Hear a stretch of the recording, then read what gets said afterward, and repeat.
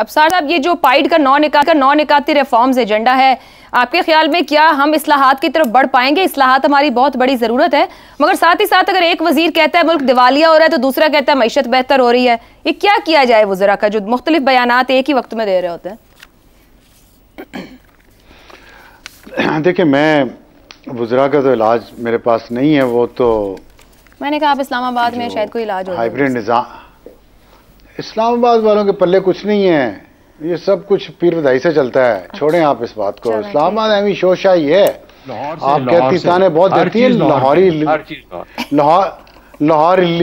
लीट जो है ना, पीर वदाई में आके उन्होंने कब्जा किया हुआ है, वो चलाती है सब कुछ।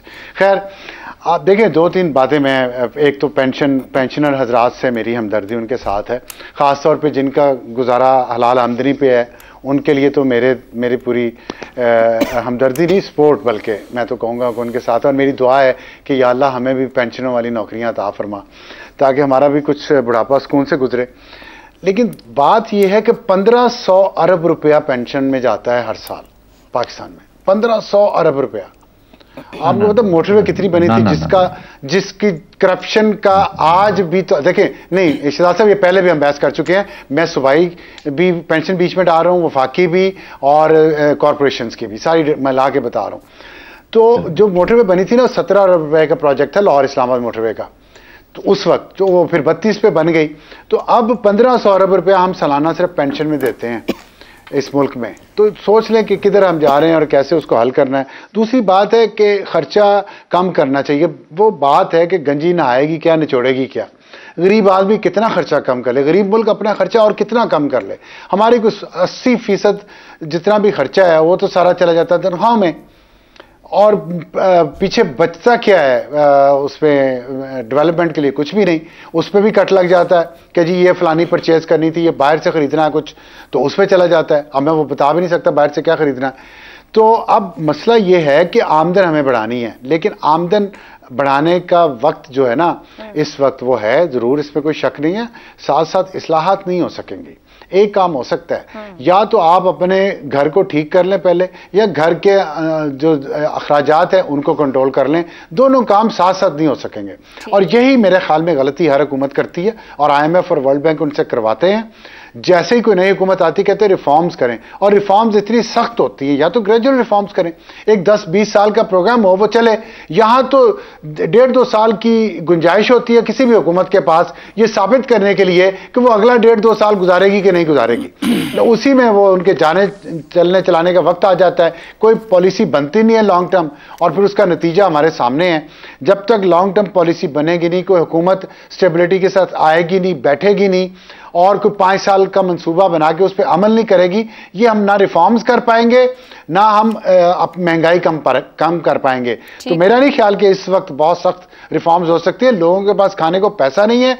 आप कहते हैं मजीद टैक्स लगा दें। टैक्स का निजाम जितना हमारा गंदा है, वो बोझ फिर गरीब आदमी पे पड़ जाना आके, एंड यूजर पे, तो कोई फायदा नहीं है। थोड़ा ट्वीक कर ले आप सिस्टम को, लेकिन रेवेन्यू बढ़ाएं और उसमें इनोवेटिव मेथडोलॉजी लाएं। ये नहीं है जिन पे टैक्स लगा उस पर और लगा दें और कहें हमने बिजली का कीमत बढ़ा दी, हमने गैस की कीमत बढ़ा ली। बिजली चोरी हो रही है वो तो आप रोक नहीं सकते कहीं भी, नया सूबों को दे दें। मतलब कुछ नया काम, नया आउट ऑफ बॉक्स सोल्यूशन लेके आए ना। आउट ऑफ बॉक्स सोल्यूशन कैसे आएगा? हम क्यों नहीं कर पाते? आगाज कहां से करना है? क्या आमदन बढ़ाएं, क्या अखराजात रोकें, या रिफॉर्म से आगाज करें? मजीद गुफ्तगू इस ब्रेक के बाद। बेगम साहब, दुनिया भर का एक उसूली मौक़िफ़ है या कानून या तरीका होता है कि आमदनी बढ़ाने के लिए कर्ज हासिल करो, फिर उस आमदनी से कर्ज वापस करो जो उससे कमाएंगे आप। हमारे यहाँ आमदनी बढ़ाने की तरफ तवज्जो नहीं है। कर्ज उतारने के लिए कर्ज लेते हैं, फिर वही वापस कर देते हैं, फिर उस पर सूद भी देते रहते हैं। तो हम क्या पहले कर सकते हैं? अखराजात कम करें, आमदनी बढ़ाएं, या रिफॉर्म्स को तरजीह बना लें? इसके लिए एक और लफ्ज़ भी है, वो लफ्ज़ है रेंट सीकिंग। यानी बजाय इसके कि आप अपनी मईशत को तरक्की दें, आप टैक्स जमा करें, आप लोगों से उधार लें, लोगों से इमदाद लें और अपना वक्त टपाएं। और इसका मकसद ये होता है कि अवाम के सामने आपको जवाबदेह ना होना पड़े। जब आप लोगों से टैक्स लेंगे तो फिर आपको जवाबदेह भी होना पड़ेगा। जो आपने वर्ल्ड बैंक के जो फिगर्स बताए हैं, मैं सिर्फ एक चीज़ ज़रा उठा लेता हूँ। आप तसव्वुर कीजिए कि फैसलाबाद जैसा शहर 1 करोड़ लोगों का, आप वहाँ जाती हैं और वहाँ पे तमाम लोग मिडिल क्लास हैं। 1 साल बाद अब दोबारा वहाँ जाती हैं और सब लोग गरीब हो चुके हैं। आप क्या महसूस करेंगी? पाकिस्तान में इस साल ये होने जा रहा है, 1 करोड़ लोग गुर्बत से नीचे गिर रहे हैं, 11 करोड़ लोग पाकिस्तान में गरीब हो जाएंगे। दुनिया भर में मईशतें गुर्बत से लोगों को निकाल रही हैं, हमारे इर्द गिर्द के मुल्क निकाल रहे हैं, बांग्लादेश, भारत, इवन नेपाल में, और हम गुर्बत में नीचे जा रहे हैं। अब क्या इन लोगों से उम्मीद है, इन अत्तार के लौंडों से कोई उम्मीद है हमें कि ये बदलेंगे? मुझे कोई एक चीज़ बताते हैं जो पीपल्स पार्टी और मुस्लिम लीग पहले करते थे अब नहीं कर रहे, या पहले नहीं करते थे और अब कर रहे हैं। मुझे सिर्फ ख़वातीन की नशिस्तों का बता दें कि उस पर आयशा गौस पाशा या शमशाद अख्तर या इस जैसी कोई खातून आई है, या फुफियाँ और ताइयाँ आई हैं। ये फुफियाँ और ताइयाँ हमें मईशत में इनसे निकालेंगी। आप मुझे सेनेटर्स में बता दीजिए कि सेनेटर्स पे ATMs और खुशामदी आए हैं और इन्वेस्टर आए हैं, या वो एक्सपर्ट्स आए हैं जो पाकिस्तान को इस मसले से निकालेंगे? ठीक हो गया। क्या गवर्नेंस का कोई तरीका बदला है? कोई एक चीज बदली है? वो बंदा जो इस मसले के वो is part of this problem, Ishaq Dar, उसको तरक्की दे दी गई है। खैर से एक अकाउंटेंट जो है वो पाकिस्तान का वजीर खारजा बन गया है और एक टांग मईशत में भी घुसाई हुई है। ठीक हो गया जी। और एक टांग इसलिए डाली हुई है कि बिरादरी से है, कहीं घर में नाराजगी ना हो जाए। दुरुस्त है। तो रिफॉर्म्स उतनी होंगी जितनी IMF गर्दन से पकड़ के अगर एक्शंस ठीक नहीं होंगे तो नताइज भी नहीं आएंगे। ठीक हो गया ज़ैगम साहब। इफ्तिखार साहब, वर्ल्ड बैंक बिजली गैस सेक्टर में इस्लाहात की बात कर रहा है, वरना वो कह रहा है और महंगी होगी। खुद वजीर आजम ने कहा था अगर बिजली चोरी रोक लें तो कशकोल तोड़ सकते हैं, तो फिर क्यों नहीं रोकते? 2 साल से तो हम इसी काम में लगे हैं। सिर्फ हुकूमत ही नहीं है इसमें जिम्मेदार, हम सब लोग जिम्मेदार हैं। दुरुस्त। और ये अवाम का भी तो रोल है, ये नहीं कि अवाम को भी तो चाहिए ना कि वो निशानदेही करें जो चोरी करते हैं। कभी कोई निशानदेही नहीं करता, बल्कि उनको प्रोटेक्ट करते हैं। पिछले दिनों अभी हमने एक वाक़या देखा खैबर पख्तूनख्वा में कि ये मसला सामने आया, तो 1-2 वज़ीर जो हैं उनके साथ चल पड़े जो बिजली चोरी करते थे। तो ये हमें अपने रवैयों पर भी गौर करना है, इसकी कोई बात हम नहीं करते। सब कुछ हुकूमतें नहीं कर सकती।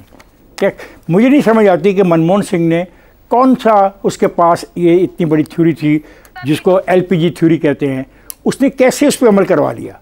हिंदुस्तान और पाकिस्तान और बांग्लादेश और इस खिते के रहने वाले लोगों के रवैये तो एक जैसे हैं, जितने अच्छे हैं हम सारे, हम एक दूसरे को जानते हैं। फिर वहाँ पर तब्दीली का अमल कैसे शुरू हो गया? सवाल है कि हम उनसे क्यों नहीं सीखते? हम वर्ल्ड बैंक से क्यों सीखना चाहते हैं? हम IMF से क्यों सीखना चाहते हैं?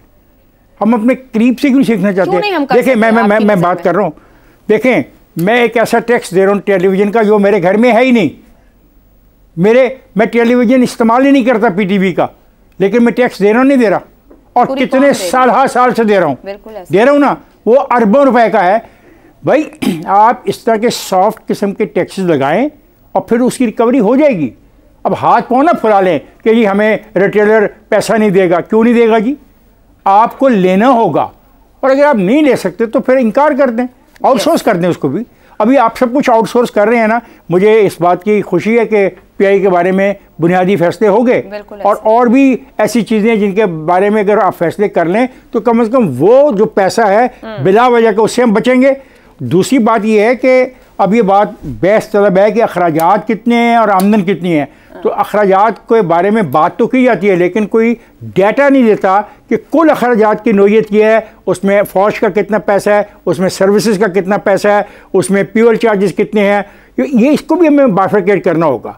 ऐसे नहीं चलेगा कि हम एक जनरलाइज बात कर दें, हमें कह दिया जाए वर्ल्ड बैंक कह ये करो। भाई वर्ल्ड बैंक जो कह रहा है हमें खुद भी तो आनी चाहिए, नहीं आनी चाहिए? ये बिल्कुल सही है, ज़ैगम सही कह रहा है। अभी ये मैं कई दिनों से देख रहा हूँ, मैं आप लोगों से शेयर कर रहा हूँ। जब मैं आता हूँ ऑफिस तो लोग जो अफ्तारी के लिए बाहर खड़े होते हैं, सड़कों के ऊपर लाइनें लग गई हैं। मतलब अब हम चाहते क्या हैं?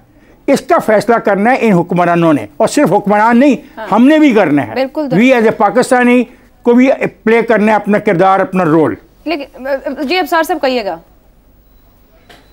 मैं ये नरसिम्हा राव का जिक्र हुआ, मैं वो बताना चाह रहा था कि 90s में नरसिम्हा राव को पाकिस्तान ने जो अपनी इकोनॉमिक रिफॉर्म्स थी नवाज शरीफ के दौर में शुरू हुई, वो ऑफिशियली भिजवाई थी। उसके बाद उन्होंने किया, उस वक्त वहां पे मनमोहन सिंह साहब वजीर खजाना थे।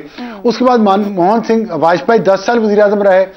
मनमोहन सिंह 10 साल वज़ीर आज़म रहे और अब मोदी 10 साल वज़ीर आज़म रहा। ये पिछले 30 साल की कहानी है। और हमारे 30 साल में कितने वज़ीर आज़म आए, आपके पास कैलकुलेटर में गिनती खत्म हो जाएगी। ये है असल फर्क। ठीक हो गया जी। कंटिन्यूटी की बात की, मजमूई के तौर पर कि ठोस पॉलिसी बनाई जाए और क्रॉस द बोर्ड उसको लागू करें, अकाउंटेबल बनाएं सबको, और फिर आवाम के सामने लाकर उसके नताइज रखे जाएं कि ये पॉलिसी थी और ये नतीजा निकला है, तो ही मामला आगे बढ़ पाएगा। आज के प्रोग्राम से इतना ही, इजाजत दीजिए, अल्लाह हाफ़िज़।